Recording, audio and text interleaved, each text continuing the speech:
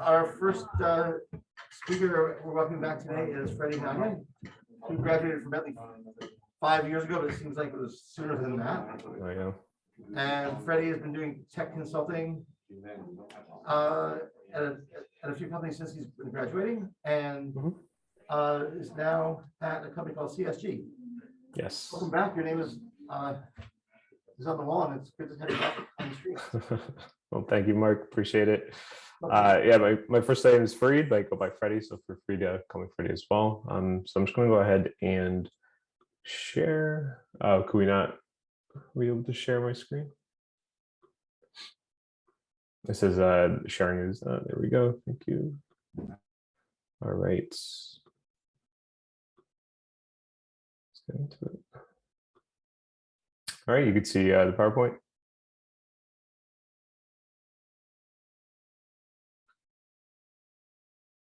I just lose everyone. Yes. Oh, okay. I know I was muted. Yeah, no problem. I'll just get ahead then. So yeah, my name is Freddie Daniel. I just wanted to talk about consulting, particularly technology consulting or technical consulting. So just to get started, it's just a picture of me and my wife. I also have a dog and 2 cats that I don't have right here. I was hoping that one of them would be in the back in the cat tree, but they're not there today. So I graduated in 2016 with a CIS major and minor in finance. And then I was a CIS tutor from 2015 to 2016, so for 2 years. So my timeline, when I was a junior in 2015, I had an internship as a technical analyst at Global Atlantic, just doing some insurance, which is not bad. Just a brief background about myself. And then 2016, graduated with CIS. And then later that year in September, I had started my first job as an internal audit and financial advisor consultant, which is probably a very Bentley role. And I realized from there that I wanted to get a little bit more technical in my consulting, which was fun. But Kitewheel at the time actually offered me a little bit more of a technical, role. So in 2018, I got referred from another CIS tutor, Sebastian Burry, if anyone on the call is familiar with him. And he actually worked at Kitewheel as well. And I have question marks there because the role was sort of undefined. I was a technical analyst, configurer, you name it. They just said, we need someone who's technical and knows, what's going on. And so then later, probably 2 years of working at Kitewheel, I actually went to the role of a technical consultant officially. And then just earlier this year, we actually got acquired by a much bigger company, CSG, retaining the role of a technical consultant. So all in all, I've been at Kitewheel kind of on to 4 years in this January. All right, so what I really want to talk about today is just like, what is consulting? There's a lot of times when people hear that, it's sort of just a umbrella of everything. Getting a little bit of what Kitewheel does, and particularly the customer journey. Kitewheel is a marketing software to actually orchestrate customer journeys, but I want to talk more about how my role is with Kitewheel, now CSG. So just disclaimer, Kitewheel is now CSG, but I use them interchangeably because you'll see in a little bit during the Kitewheel demo, hopefully we get to that, that Kitewheel is still being used as the Kitewheel hub, but the company is CSG. And then lastly, I did want to just get into how CIS actually prepared me and what everyone else could do to actually prepare themselves for consulting, data science, whatever it might be, just the tech world after graduation. So for consultancy, the base of it is that there are problems and consultants try to solve them. Clients would come to us and say, hey, we have an issue and we want to solve it somehow. And so then the whole thing with consultants is that we actually try to leverage what we know either about the industry, about the technology, whatever it might be, to get from one state, the current state that the client is currently in, to a desired state. That might not necessarily be an issue the client is having, but could just be that they want to expand, they want to get into the social media area, whatever it might be, but they're just in one state and they just want to get to another, and we do that over and over again using technology. And the big thing, obviously, with consulting is that you have clients every single day. We're interacting with clients, trying to get new clients, whatever it might be. So if you're interested in actually helping other businesses and getting exposed to various industries, then consultancy is probably right for you. There is a difference between consulting and what you call the industry world.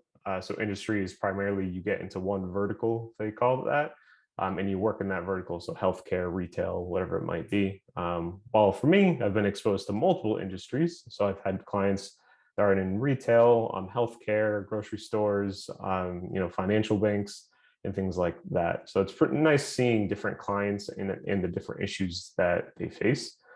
So I typically work with a new client every 6 months or so, get exposed to that, which is pretty neat.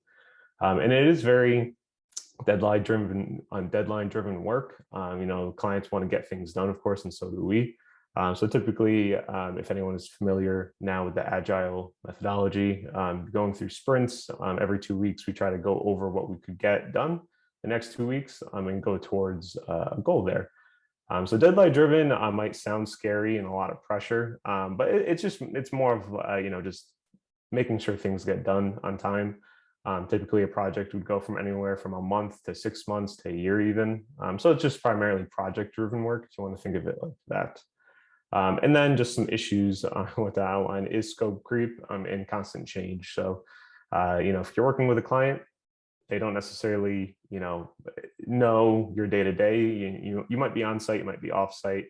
But for scope creep, that's just simply, you're defining the scope of the work, and then clients are trying to ask for more. So they're creeping outside of that scope. So it's constantly changing, and you're constantly trying to either push back or deliver on time, depending on the requirements. So, all in all, consultancy is problem solving and clients, and it's quite challenging sometimes, but also rewarding. All right, and so then the one thing that trying to get more into Kitewheel and CSG is that we like to try to answer, how can businesses deliver better customer experiences? And not to be cliche, but Kitewheel. So again, this is the Kitewheel product itself, not necessarily the company, but just to get into a little bit of what I do day to day. So Kitewheel tries to deliver better experiences to the customer by taking real-time data that we're receiving from either emails, websites, or just client data that they pass to us, and making real-time decisions based off of that data. So one example would be someone goes to the website, they click on something, they add it to their cart, and then they leave the website. That would trigger, say, an email to that customer saying, hey, did you forget something in your cart? How can we help you if there's any issues with that? And that's just, just the tip of the iceberg. A lot of it is trying to resolve issues, customers having a problem, and we want to proactively either reach out to them or have, a customer care center have more information about them to address their issue quicker. And then lastly there, we do offer in-house and analysis. So we love data analysts. If you're interested in that field, data is huge right now. You can only imagine, if we're collecting all this information on websites from big companies.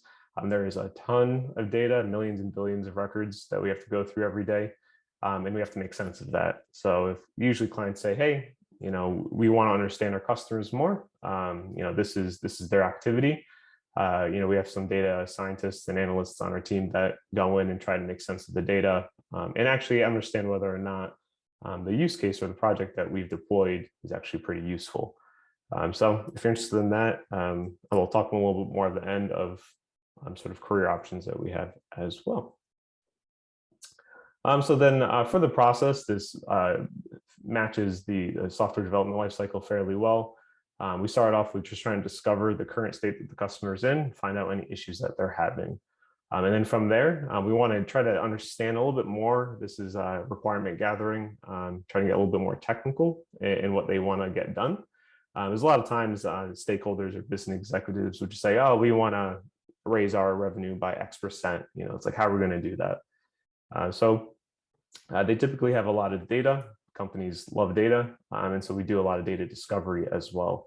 What data do we need to accomplish their goal and get from current state to the future state or the desired state? And then the third step is then we start actually configuring the initial project. That's where I live for most of my day, that third step there. I test integrations, I build out projects, I connect with databases, I see what's going on. I'll get later as well what kind of technologies I use. And then fourth, we like to actually test as we go on. So we build and we test, we build and we test. That's what we call test-driven development. I would love to say I do that every time, but ideally, I would actually just build out an initial project and then use that as a foundation for my testing. But test-driven development is essentially you build out the test cases first, so you understand what you want to get done. Then you build around that. And then fifth, we try to actually get ready for production. Those are those deadline-driven work I was mentioning earlier. So when we actually want to get ready for production, we have a few checklists that we go through. We work with our support team, our engineering team to make sure that there aren't anything like odd with the project. We do that throughout the whole project, but specifically towards the end. In a worst case scenario, if somehow the client says, hey, we're going to be sending you billions and billions of records in one day, that's quite a lot. And our engineering team needs to scale appropriately for that. So if you're also interested in engineering, software engineers, we also have openings on that side. We're always hiring on that team. So if you're interested in Python development or anything like that, just let me know as well. And then lastly there, once we actually do go live with the project, we monitor and make sure nothing's going wrong, of course. And then we do a lot of analysis to make sure that the use case is actually useful. So once we actually dive into the data post-production, we actually say, okay, let's say we want to increase revenue or help out X customers or whatever it might be. If we're not meeting those metrics, it's not about like, oh, that's really bad on us, but it's trying to understand why. We thought the use case would help. Why isn't it working? And how can we optimize the current process? Or why is it working and how can we expand upon it? So that's the sort of thinking in consulting you have to do. It's not necessarily more money, of course, clients like that, but when it comes to consulting, you have to strategize and actually approach problems in different ways to actually understand the whole picture. And I'm sort of rushing through this. I know, like Mark said, I do have some time crunch. And if you have any questions, just let me know or throw it into the chat and I'll try to address them as well. And so then I just want to briefly do a little kite wheel demo. I'll try to take 2 minutes to do this. I'm actually going to exit out of here and get into the Kite Wheel Hub. Just so you understand a little bit more about what's going on. So this is the Kite Wheel Hub. I won't get into too much about all the ins and outs. I could literally go on for hours. We have trainings that go on for days. But at the base, we have an API listener. If you're not familiar with APIs, we'll get that in a second, but think of this as just like the real-time activity that's coming to us. And we listen for activity, say on a website or email or whatever it might be. We listen for that information and we do stuff with it. And this is typically where the project work comes in. So for instance, if I wanted to listen, so this is the URL, which is the endpoint. If we just wanted to start this, and now you can see here, actually, before I get into it, I'm looking for a first name. You don't have to know too much about that, but just for the general gist of it. So now you can see this pulse in green and it's listening for activity. If we open this up. And then, let's see, I was testing beforehand. If I hit enter, you get a whole bunch of data back to us, but you can actually see here that I passed in Farid inside of the URL as first name, and it collected that. And this is all other information. If anyone is familiar with JSON, JavaScript, object notation, that's what that is. And then if we go back into here, you can see that it picked up one event. And you can see that's all the information in the web browser back to this hub. And now if we actually want to do something with it, I'm just going to move this over to here. What we're going to be doing is getting the first name just because we want to. We want to write information to a database. So I just created a test database on my side. We're going to be doing my first name and then how many countries I visited. And from there, we'll see what happens. So if I do that once again, and then inside of here, this is just one way of doing it. Of course, this is, there's various ways I could get into that if people want to. but countries visited, say equals 4. So let me copy this, hit enter. And now you can see a through back vacationer. I'll get into that in a second, but now you can just imagine that a customer does something, or a client gives us information, we consume for read in countries visited, and we're able to make a decision on that. So if we go back into the product and see what actually happened, so we got the first name, so it's for read. And then right to services, which is the database, you could actually see that it just has the primary key of 1, so that's the first record in the table. And then we actually read, so we actually consume that primary key, which is the first index there. And we actually return back what's in the database. So for read, no last name, no age, and then countries visited is 4, which is important because we wrote that to the database initially.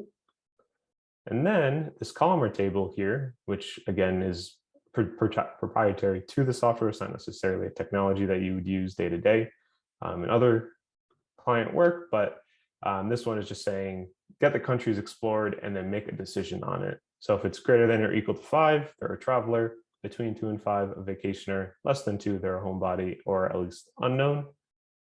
So we could see that it made that decision for us since I passed in 4 here. Now you can see that I returned back vacationer. So it's pretty neat in the sense of what it could do. And this is just a very simple example. We do a lot more complex decisioning, real time. They'll say it's like machine learning and AI and stuff like that, but it's mainly me going in here and just making all these rules and conditions. And we could do JavaScript nodes as well, if anyone's interested in that. So we have some basic JavaScript nodes. I think I use this one just to parse JSON objects, nothing crazy there. Again, it's very interesting, and you can do quite a bit in this tool. And this is what I fairly do day to day. So hopping back into the PowerPoint. All right, and now I just want to get into how did CIS actually prepare me for consultancy, for the tech world, for everything really post-graduation. And then I just want to touch upon that CIS has a huge advantage over probably just everything that in the past 6-7 years after graduation, honestly, with talking to friends, family, interviews, jobs, even if you're not going for like a tech role, having some sort of CIS minor even is pretty important. Because all in all, technology is not going away. Every single job you'll interact with has some sort of technology integrated into it. And then based off of that, there are just countless opportunities. If I was like, for instance, in my first role, internal audit and financial advisory consultancy, and I actually, use Excel, and it was interesting in the sense of what we were doing. But I was like, this isn't really right for me. Let me get a little bit more technical. And since I took those classes with Java and HTML and things like that, I was able to apply those for a new job. And if I didn't like that, I could go into, say, web design because I took some of those classes. If not, I could go into data analysis, data analyst because I took some of those classes. So there's just a lot you could do. And if you don't want to do any of that, honestly, starting your own business too is I've seen a lot of my peers get into as well. And then lastly, I kind of joke here, but you're a genius. Everyone sees technology as like this magic, like, oh, how did they do that? Like this is crazy. So every job I've been in so far, you're able to demonstrate your technical skills, and everyone is really impressed with that, honestly. As time goes on, that flash might go away just because it's the norm essentially. So enhancing your skills as you go on is pretty important as well. But all in all, definitely getting in the door. And if you could, whip up an Excel doc that's like really nice, or create a new function or JavaScript or a database that the company needs, that's a really good look as well. And now, what can you do if you're interested in consulting or even honestly anything? This is more personal for my job. So what I do for the hard skills is SQL and JavaScript. I've used MySQL, Redshift, Postgres, and MongoDB, mainly MySQL and Redshift. Redshift being Amazon Web Services database. JavaScript, you might think of JavaScript as like HTML integrations and things like that. But this is more server side, meaning I'm just creating little functions to do things. So it's not with any HTML. And I use, you just saw APIs. That was that little pulsing, listener in the top left. API is the application programming interface, and essentially from there, it's just the way that technologies could talk to each other. And we use HTTP and REST. I did not know anything about APIs before entering this job, and you'll learn on the job as well, or any job. Just I guess a little side note, if a job rec has all these requirements in it, and you don't have that skill, I would still say go for the job. A lot of times they put certain skills in job requirements, sort of to deter certain people. But if you could show that you're interested or have some base knowledge of the technology, then you're in a good spot. And then 4 and 5, HTML and cybersecurity, I rarely kind of interact with those. But for HTML, sometimes when we're on a website, it's good to know just the base bones of, what does a website look like? What does the HTML look like? What's an A tag? What's any other tags, which is good. And then cybersecurity, when we are dealing with the internet, it's always a good idea to know cybersecurity. You definitely don't have to know this inside and out. That's a whole other topic in itself. But just understanding that when you do pass data between either you and a client, server, client, whatever it might be, just knowing some sort of encryption, decryption, or some sort of authentication. I learned this on the job. I wasn't really familiar with any of this. Again, I wouldn't stress too much about this if you don't know it, but it's helpful to know. And on the other stuff, I kind of just threw sort of like what it is to just be nice, essentially the soft skills. The top 2, effective communication and teamwork, go hand in hand. If you don't really know how to communicate your issue or solution with others, then they can't really collaborate and help you back. So being able to communicate those effectively is important. And just being nice on a team and helpful is always key. I find to have success with that. And then third, I like to just say, like, everyone is human. I've dealt with a ton of clients, and a lot of times I've gotten very quote unquote like corporate clients. I've had laid back clients. I've had, not the brightest bulb clients. But all in all, no one's to blame. They're just trying to get some work done, and everyone's human. So at the end of the day, if you go home happy in some way, and that's a good thing. And then I want to touch upon self-discipline, especially nowadays with remote work. When you're in the office or in general, like an internship, you're surrounded by work. It's, in my opinion, fairly easy to get work done because you have everything at your disposal. But at home, you have to sort of be a little bit more self-disciplined. So get into that habit, understand, got to set your own schedules and timelines and things like that. And then lastly, just work-life balance, which is important to me. I've seen a lot of first years and people who just got out of college put in like countless hours, especially in consulting. 70-hour weeks isn't uncommon, especially if you're traveling. Right now, I only do 40, 45 hours a week because at my point in time, it's, I get my work done and I get it well, and I have effective communication, teamwork, and all of that. But just, once you graduate, having a good work-life balance is important. And I think, companies nowadays see that, and it's important, and you'll see that a lot during interviews as well. So that wraps up my presentation. Again, kind of flew by that, but I just want to thank you, Mark, for inviting me as well. I have my LinkedIn and personal email there. If you have any questions or you want to reach out on any job opportunities, feel free. I don't know, Mark, if you'll be distributing this PowerPoint throughout, but if not, I can put this in the chat as well. Your LinkedIn in the chat so people can get it. What was that? Paste your LinkedIn into the chat so those online can easily find it. Yep, no problem. How much time do you have for a couple questions? I'm just going to stay on. I'll just be like looking at my chat. There is a meeting going on, but I should be able to, sit in. If you have any questions, let me know. Okay. Does anybody have any quick questions for Freddie before we bring Ryan on?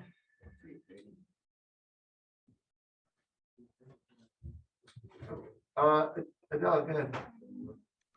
Thank you so much, Freddie. This was very helpful and very insightful. I do have a couple of questions about the culture within the company. You said that there is a lot of teamwork being done and client interaction. Maybe you could speak a little more about that.